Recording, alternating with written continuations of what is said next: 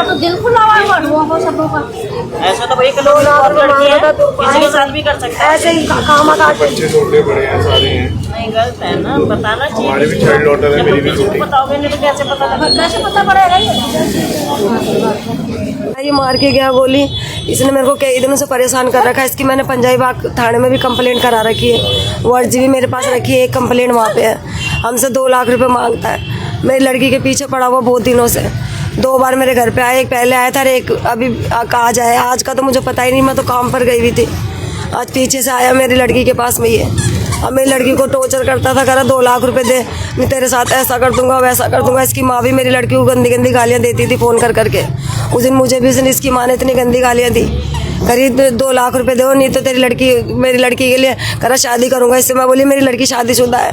अब मेरी लड़की को बहुत परेशान कर रखा था ये 1-1.5 साल से।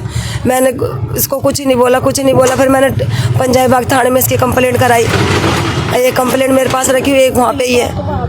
और आज ये अचानक आया घर में, मुझे पता नहीं, मैं काम पर गई थी, इसने मेरी लड़की के साथ में ऐसा कर दिया। उस टाइम घर पे कौन थे? मैं नहीं थी, मेरी छोटी वाली लड़की थी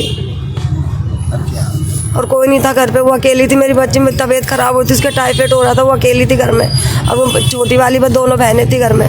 तो गोली इसने नीरज ने मारी है? नीरज, ये मुझे नहीं पता, पर मारी नीरज नहीं है, वो भी अंदर पड़ा हुआ था नीरज भी।